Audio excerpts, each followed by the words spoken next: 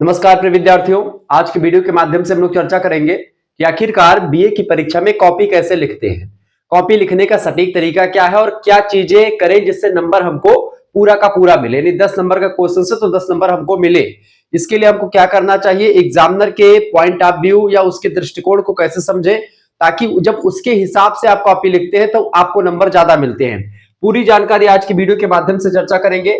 आपको बता दूं कि ये ट्रिक और जो टिप्स मैं आज की वीडियो के माध्यम से बताऊंगा ये आपको और कहीं पर नहीं मिलेगा, क्योंकि ये मेरा कम से कम 5 से 6 सालों का अनुभव है। बीए के क्षेत्र में मैं लगातार पढ़ा रहा हूं, तो आपको बहुत ही धाकड़ अंदाज में चीजों को मैं बताऊंगा कि कॉपी लिखते समय किन किन बातों का आपको ध्यान रखना चाहिए और किस प्रकार से अपनी कॉपी को लिखना चाहिए, किन बातों को ध्यान में रख करके तब कॉपी लिखें जिससे नंबर आपके ज्यादा मिलते हैं और एग्जामिनर को आपकी कॉपी पसंद आती है और कुछ अलग लगती है। इसके लिए कई सारी रणनीति है और कई सारे ट्रिक और टिप्स हैं, उसको आज की वीडियो के माध्यम से समझने का प्रयास करेंगे। हाय दोस्तों, मैं शिवम शुक्ला आप सभी दोस्तों का हार्दिक स्वागत करता हूं आपके अपने YouTube channel Shukla study point में। दोस्तों, अब हम चर्चा करेंगे कि आखिरकार कौन कौन सी ऐसी चीजें होती जिनको हमको ध्यान में रखना चाहिए कॉपी को लिखते समय, खास करके बीए में। अगर आप बीए में हैं दोस्तों, और अब की बार तो परीक्षाएं वैसे अधिकतर विश्वविद्यालय की मल्टीपल चॉइस क्वेश्चन यानी कि ऑब्जेक्टिव होने वाली हैं, लेकिन फिर भी कई विश्वविद्यालय की परीक्षा लिखित होने वाली, उन सभी के लिए ये बातें बहुत ध्यान देना जरूरी है। पहली बात तो ये दोस्तों कि जब भी आप कॉपी लिख रहे हो तो ऐसे प्रश्नों को पहले लिखें जो आपको अच्छे तरीके से आते हो, यानी अच्छे तरीके से जो क्वेश्चंस आते हो, अच्छे तरीके से आपको क्वेश्चंस याद होते हैं, उत्तर याद हो या अच्छे तरीके से आपको पता हो, उन प्रश्न का उत्तर आप पहले लिखें, क्योंकि first impression is the last impression. Examiner के दिमाग में आपको सबसे पहली बात बैठा देना है कि आप बहुत विद्वान छात्र हैं।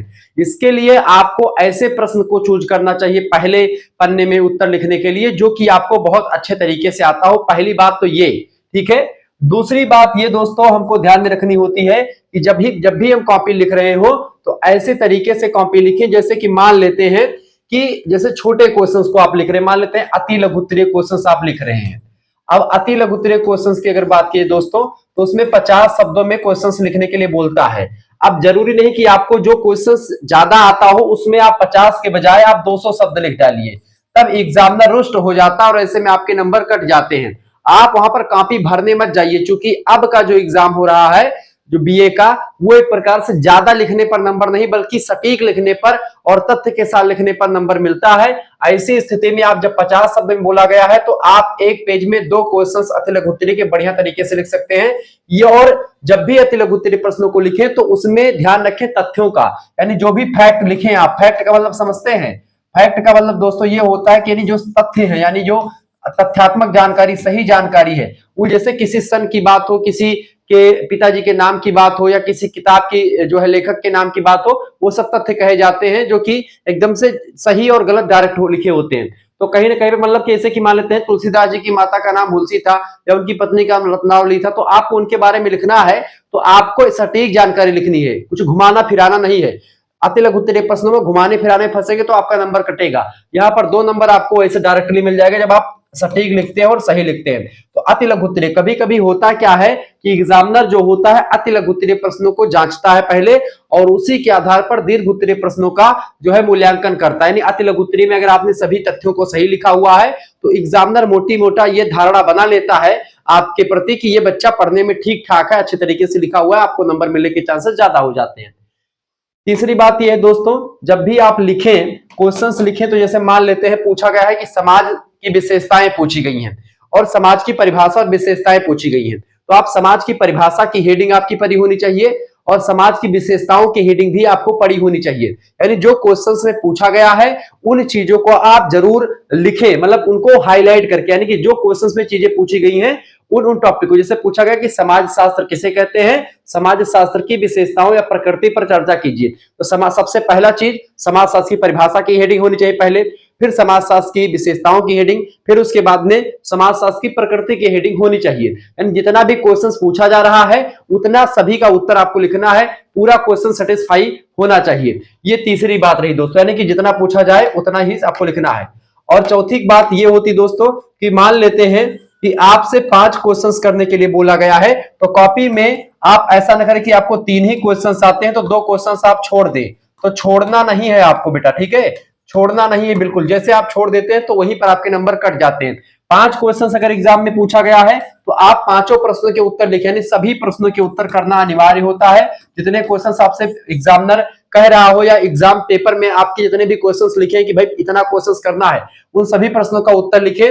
जो प्रश्न आ रहा हो उसको पहले लिख दे और जो ना आ रहा हो उसका भी उत्तर कुछ ना कुछ बना करके क्वेश्चन से रिलेटेड ही चीजों को लिख दीजिए, ठीक है। छोड़ना नहीं है एक भी क्वेश्चन।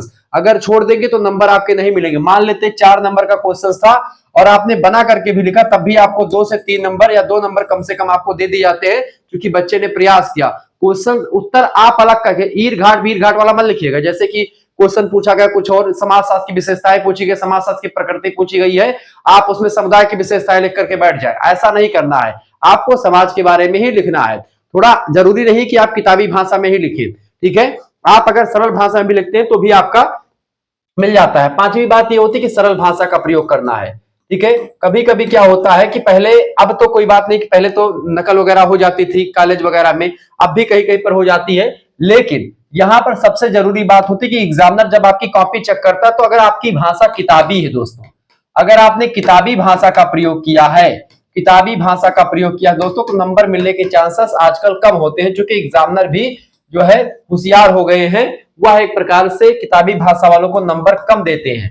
लेकिन जब आप वही सरल भाषा का प्रयोग करते हैं, ऐसी स्थिति में एग्जामिनर को लग जाता है कि बच्चे ने अपने दम पर, अपने खुद के बल पर चीजों को लिखा हुआ है, इसलिए इसको नंबर दे देते हैं। तो इस तरीके से यहां पर चीजें से हमको बचना है। और ठीक है, और सबसे बात है, छठी बात ये कि जब लास्ट वाले क्वेश्चंस आपको लिख रहे हो, क्वेश्चंस जो ना आ रहा हो, दीर्घ उत्तरीय क्वेश्चन जो बिल्कुल भी ना आ रहा हो, उसको सबसे लास्ट में जाकर के लिखिए। कई प्रोफेसर से मेरी बातचीत हुई, यहां तक कि जो है कई यूनिवर्सिटी का नाम लेना उचित नहीं होगा, लेकिन कई प्रोफेसर से हमारी बातचीत हुई, क्योंकि मैं चूंकि बड़े बड़े विश्वविद्यालय में मैं BHU और तमाम प्रकार के विश्वविद्यालय में पढ़ा हूं, तो ऐसे में कई प्रोफेसर से जो है संपर्क भी रहता है इधर उधर आसपास के तमाम कॉलेज से।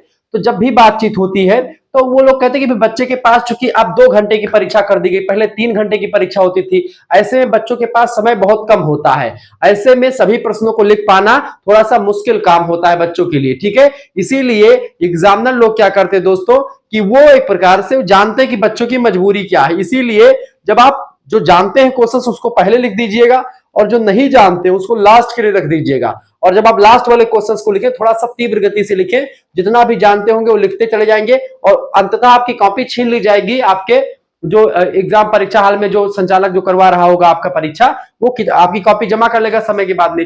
एग्जामिनर को लगेगा कि बच्चे का क्वेश्चन आ रहा था लेकिन वो नहीं लिख पाया है, इसीलिए आप थोड़ा सा उसको स्पीड से लिखें। घसीटा हुआ टाइप का लास्ट वाला क्वेश्चन अगर लिख देंगे तो उसमें अगर 6 नंबर का क्वेश्चन है तो 2-3-4 नंबर वैसे एग्जामिनर आपको दे देता है सिंपैथी में कि भाई बच्चे की कॉपी छीन लेगी, क्योंकि समय अभाव था। क्योंकि यूनिवर्सिटी लोग जल्दी परीक्षा करवाने के चक्कर में क्या करते हैं कि समय कम कर दिए पेपर का, ठीक है। इसलिए थोड़ा सा इस बात पर भी फोकस करना, हमको एक मतलब कि सरल विधि का प्रयोग करके और माइंडसेट, एग्जाम के माइंडसेट को पकड़ करके कॉपी लिखना चाहिए। तो ये रही कुछ बातें जो मैंने आपको बता दी हैं। यहां से अगर ऐसे कॉपी लिखते हैं नंबर मिलने के चांसेस ठीक ठाक हैं। और जब भी आपसे प्रश्न पूछा जाए तो कोशिश यही करें कि सभी प्रश्नों का उत्तर एक ही तारतम्य में लिखने का प्रयास करें। जैसे कि खंड का के क्वेश्चंस का उत्तर लिख रहा है तो खंड का के अति लघु उत्तरीय प्रश्नों के सभी उत्तर आप लिख लीजिए एक साथ में, ठीक है। दीर्घ उत्तरीय का आप इधर उधर लिख सकते हैं, क्योंकि अति लघु उत्तरीय में क्या होता है छोटे छोटे क्वेश्चन बीच बीच में रखेंगे तो एग्जामिनर उससे डिस्टर्ब हो जाता है। ऐसे में अगर जैसे क्वेश्चन नंबर 1 में 10 क्वेश्चन आपके दिए गए का खा गा करके, तो आप सभी क्वेश्चन को एक सीरियल से बढ़िया तरीके से अति लघु उत्तरीय को निपटा दे पहले ही, ताकि एग्जामिनर इसी को पढ़ करके आपके अगले प्रश्नों का मूल्यांकन कर दे। क्योंकि एग्जामिनर के पास उतना भी समय नहीं होता जितना हम लोग सोचते हैं कि वो एक एक क्वेश्चंस को पढ़ेगा और शब्दों को गिनेगा, ऐसी कोई बात नहीं। तो इस तरीके से मैंने तमाम सारी चीजों को आपको बता दिया।